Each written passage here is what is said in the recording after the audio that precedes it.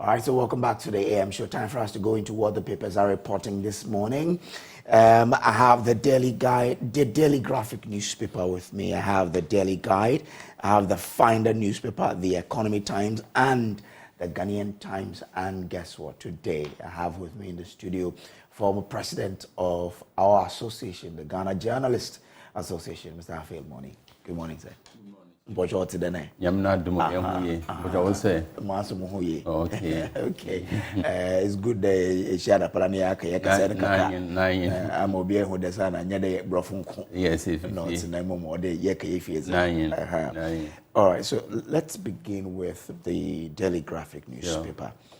Now, on the front page, it says capping of IGF undermines operations, birth and deaths registry. It comes with a picture of the acting registrar of the registry, Henrietta Lamptey.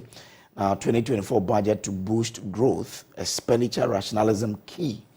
And also from theory to realities, the innovation unlocks potential in countries' youth. So these are the stories there, but let's turn into the details here.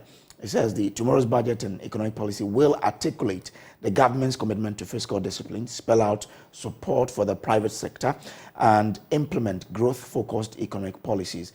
Also, it will spell out expenditure rationalization measures, efforts to reduce inflation, further stabilize the cedi, and address private sector concerns to boost investment, jobs, and growth.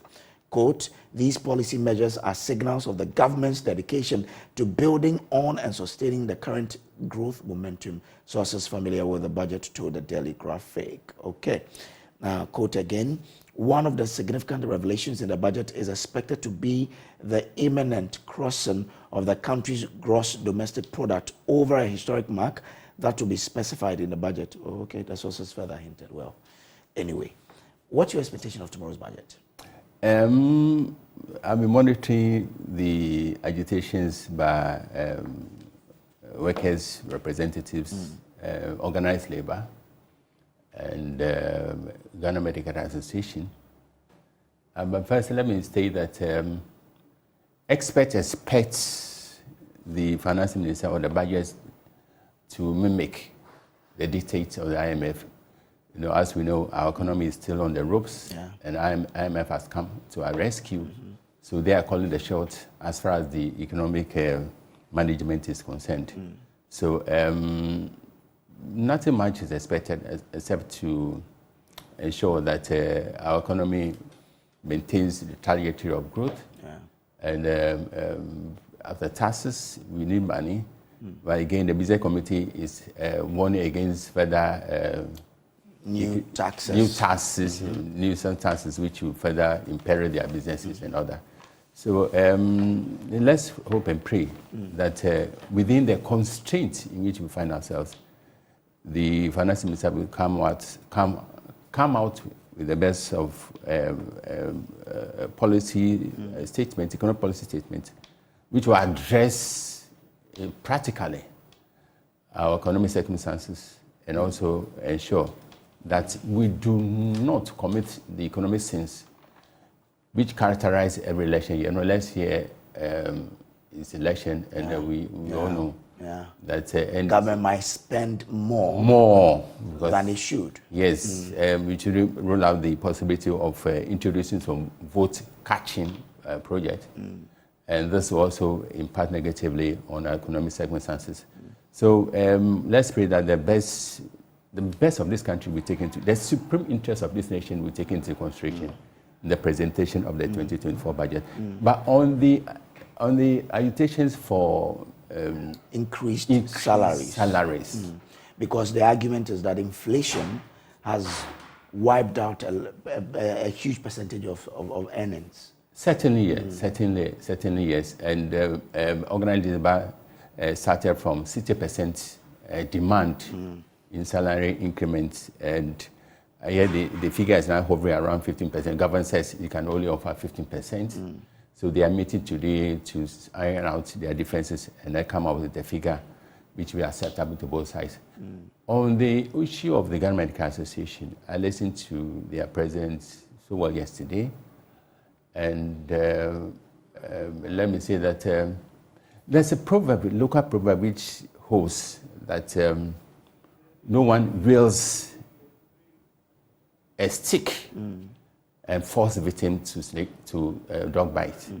If we look at this issue of medical care, it sounds so unthinkable that doctors do not have free access to medical care. Medical workers do not have free access, and they have to carve money to do that, to take care of their own medical needs. This is unthinkable. This is unacceptable. It should be one of the conditions of it is a travesty of fairness that the people who are custodians of our health care should be subjected to this unfairness. I believe this is a low-hanging fruit, and authorities should, with urgent promptitude, address this and ensure that every health worker accesses free medical care. As for other demands like retire on their salaries and all that, I know it will cause a deep dent on the economy. So whilst we support organized labor to demand what is due them, at the same time we'll urge them to square their demands with the logic of reality. And the reality is that our economy is still on the ropes. Our economy is here to recover fully in terms of its health. So the two sides should be realistic in demanding and then accepting whatever will come from both sides. Okay. Now on page 13 of the paper, and the story is written by Addai-Nimo about the capping of IGF, undermining operations of the Birth and Death Registry. It says the Birth and Death Registry has described the retention of 33% of its internally generated funds as a major financial constraint undermining its operations across the country. Now this is like all government entities that generate IGF are going through this. Really, how do we deal with it? Because these guys are complaining that when you take out this chunk of our IGF, it doesn't help us to be efficient, to implement the things that would make us, do better. How do we tackle it? Laws or rules or regulations are made for man, and such regulations or laws and rules are not set in stone, cast in stone. So I believe there should be some wiggle room for such institutions to have access to whatever they generate and use such monies to attend to the urgent needs and to oil the wheels of the operations. So I believe this should not pose any difficulty on both sides. By negotiations, we can overcome this issue. Because a lot of people have been, a lot of organizations have been speaking up on this. A lot of organizations. Assemblies. All calling for the decapping. Yes. NHRS, when the discussion about the dialysis came up, then the capping issue also came up. So, but as the minister is going to present the budget, is there something you want to hear on this decapping in the 2024 budget statement? But I don't know about the timing. I don't know whether by now I believe the budget statement is ready. I believe but there are some issues which can be tackled at the 11th hour. So I don't know how this will be addressed in the budget. So let's say, but it's not too late to, this is long-hanging fruit, it's not too late to attend to such issues. And they will urge authorities, to, around this time, look at what can be done to ensure that there's harmony at the workplace and operations are not hampered by such obstacles like capping, IGF, and the use of such money. Okay, all right. Let's turn our attention to the Ghanaian Times newspaper now, and on page 11, it says, we'll deal with spillage crisis, President assures. The story says the President says government is developing a comprehensive plan that will deal with the challenges of water spillage once and for all. He explained that the plan being put together by the Interministerial Committee would ensure that any future spillage would not result in the destruction of lives and property. I don't know, but we know how interministerial committees work. Over the years, we've seen a lot put together. They come out with a report, but there's issue with implementation. Do you have any sort of faith that indeed this one would work? I like the emphasis on faith. And we all know it's an open secret that the victims are still reeling under the devastating impact of the disaster of unprecedented proportions. And we commend the president for making such a weighty statement. But at the same time, we will emphasize the fact that time is of essence. Some communities have had their schools reopened, and I was listening to one community leader this morning. School children, even basic things like school uniforms were all lost through the disaster. So we will urge His Excellency the President to act with urgent promptitude to address the pressing needs of the victims. We commend the government for setting up the interministerial committee, but we pray that unnecessary bureaucracy will not shackle their operations, and then everything should be done with the speed of time to address the needs of the victims. And that their recommendations will indeed be implemented, because that's the issue with committees in this country. Exactly. They come up with recommendations, but then there's, there was flooding in this capital. The president set up a committee to look at how we can end it, but what has happened to it? And the certain minister also promised the quantum of cash to be invested in addressing the flooding situation once and for all. And the rains will pour in torrents, and the effectiveness or otherwise of such policies will be exposed. So, and the media also have a responsibility to ensure that what the president describes are comprehensive. It's really comprehensive. Yes, really comprehensive. Okay. Yeah. So in comprehensive, what are you looking at? Well, you are not an expert anyway, but from your layman's point of view, what would make you believe that this is really comprehensive in terms of tackling that water? We all know that the script has flipped in terms of global weather pattern. So global climate change is a reality. And we'll be swimming against the tide if we fail to address the issues of climate change. So I'm happy that the comprehensive program is looking at the long-term solution to the problem. And the fact is that the rains will continue to pour in torrents. The flooding will result because of the torrential rains. So the comprehensiveness of the program should take into consideration the climate change factor. Okay. And then the price for people living in low areas, if need be, can be relocated. Okay. Not to suffer the perennial effect of flooding. I have interest in this story on page 12 of the paper, that's the Ghanaian Times. It says, no mining right granted for prospecting mining in Kakum National Park. Minerals Commission CEO denies. I'm sure you followed this story over the weekend. Yes, this is one of the most positive stories I've ever heard. And you hear that there's a law which says mining or prospecting for mining can happen in any of the forest reserves. And we know the environmental plunder of our forest reserves, the free for all, the recklessness with which people enter our forests and then desecrate large areas, and then nothing happens to them depending on their political connections.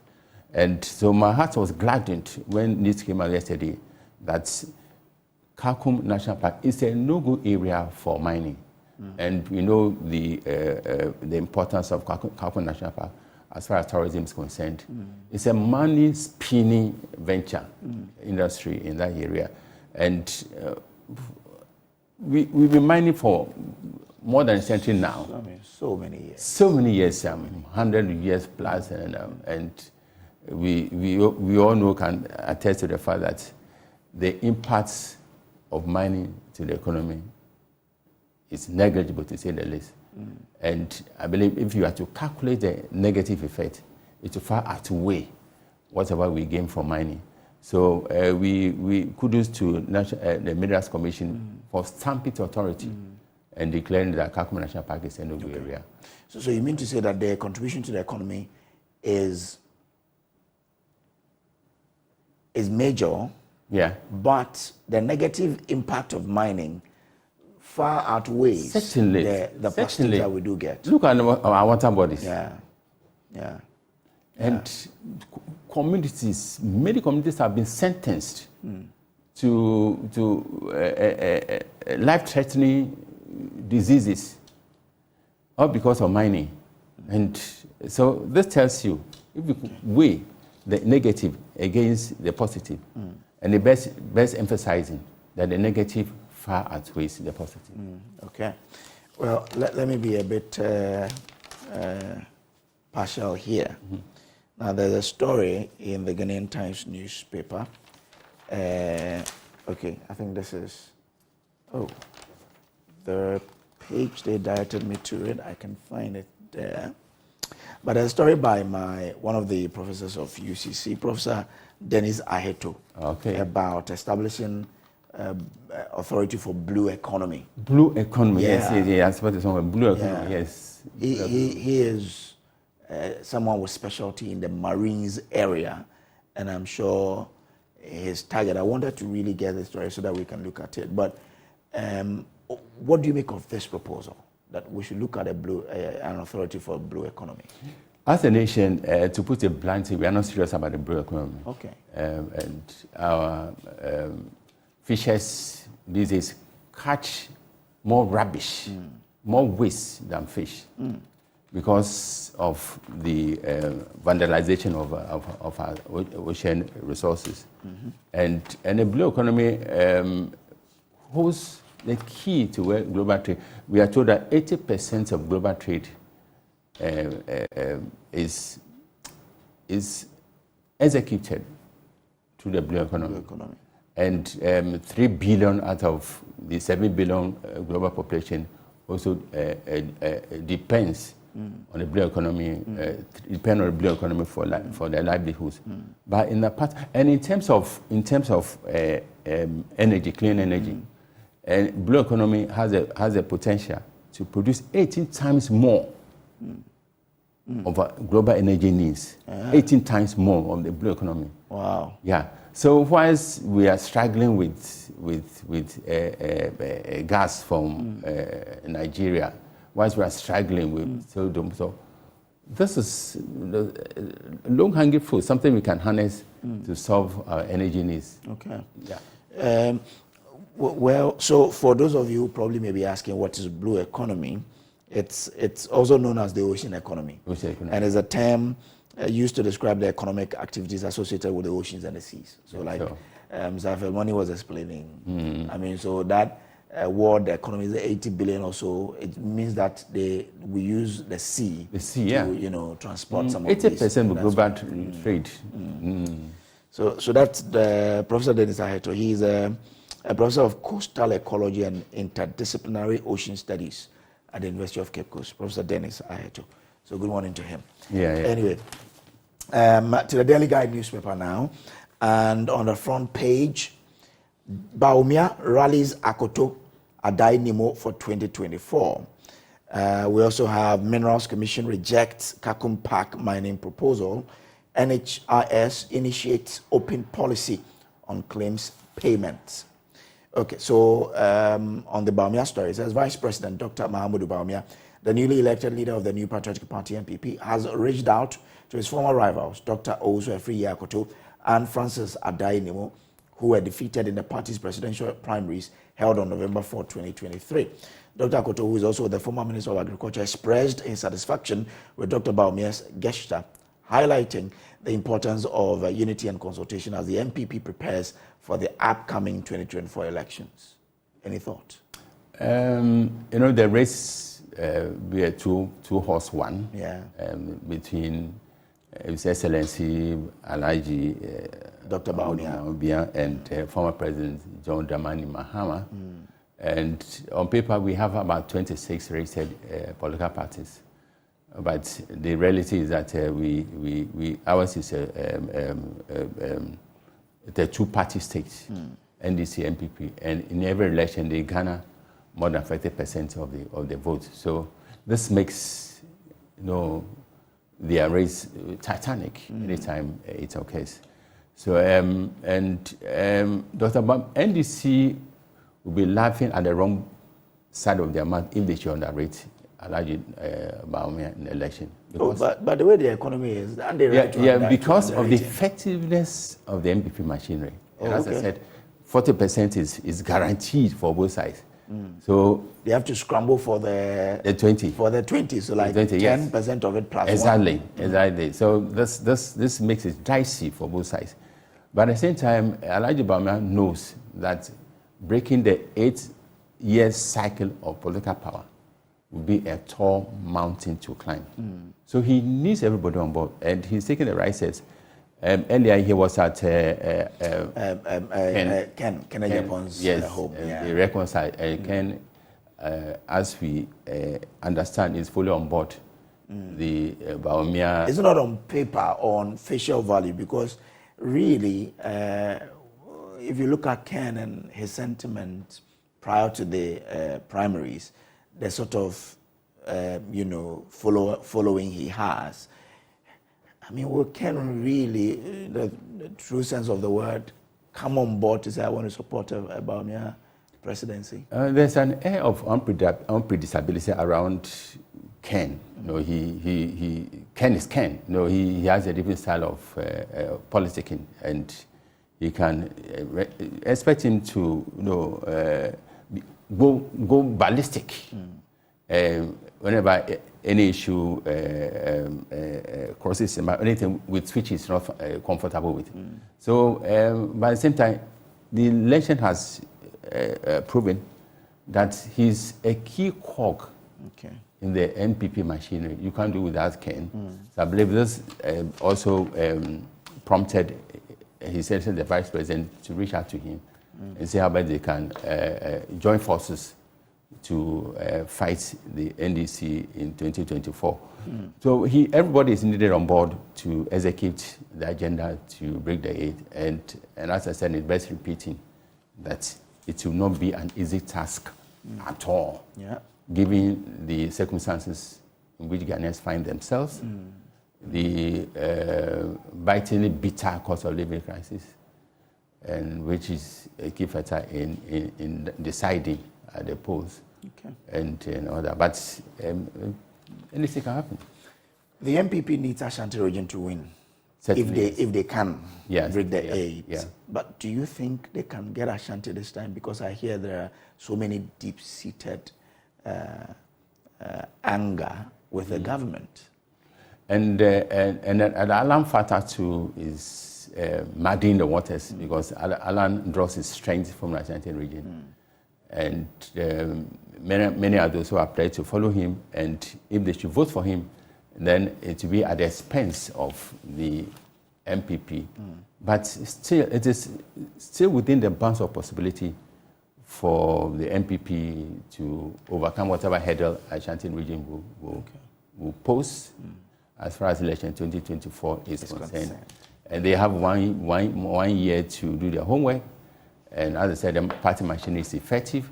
And I believe to quote His Excellency the President, he will do everything possible to ensure that Addai-Bawumia succeeds him. But it's one thing saying this, and another thing ensuring that his wishes materialize. Okay. Now, on page 6, it says Parliament U-turns on budget workshop venue. I'm sure you followed the story where government wanted to do the discussion on the budget in the Rock City in Kohu area. Now, when Joy News took it up and we did an analysis about the costing, Parliament says we're no longer going. Your thought on that? This is a classic example of effective leadership by Parliament, especially the Speaker, Abong Bagbin. He stamped his authority and said, no, we are not going to Rock City in view of the financial applications. And yet, going to cost them as much as 1.7 million cedis. It was going to cost more.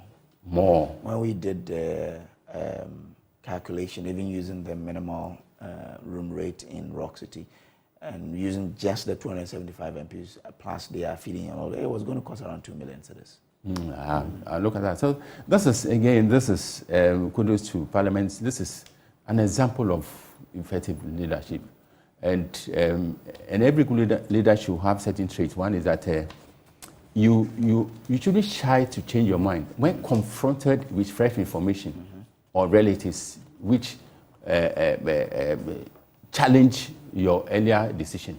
So yes, they had decided to go to either Rock City or what's that, Serene, and the budget was presented, and what Parliament did at the promptings of Kofi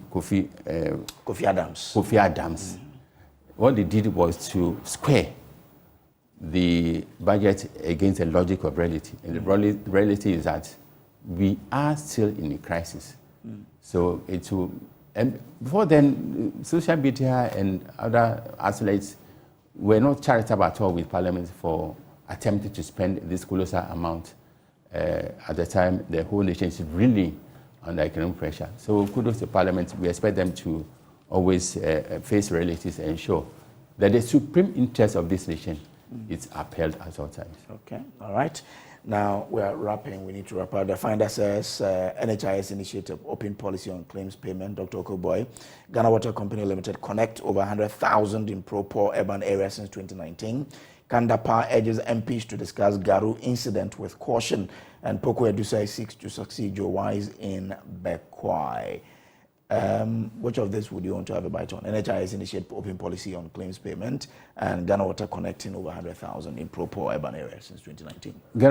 Ghana Water Company, kudos because water is life, and in this day and age, and the development, according to Shumeka, is not measured only by broad streets or skyscrapers, the number of skyscrapers you have, or the number of asphalted roads you have. Access to water is a critical indication of development. So if we are to tout ourselves as developed, then we should make sure that every community has access to clean water. Even though Galamsey is posing a threat to this agenda. So this also underlines the need to fight Galamsey with all ferocity and intensity, and ensure that our water bodies are clean at all times. Okay. And the Garu incident is also begging for prompt action. The police witnessed police brutality, military brutalities under the guise of retrieving arms. Yeah. And the people are up in arms with authorities. So who is National Security Minister, who is a very fine gentleman, who is not a talkative by definition, but a doer by disposition, will ensure that normalcy returns to Garo. Okay. Thank you so much, Mr. Moni, for coming. It's a pleasure for coming. So that's the former GJ President, Afil Moni. This is has been the news review segment. Up next is the sports segment brought to you by Muftau Nabila Abdullahi. Stay on.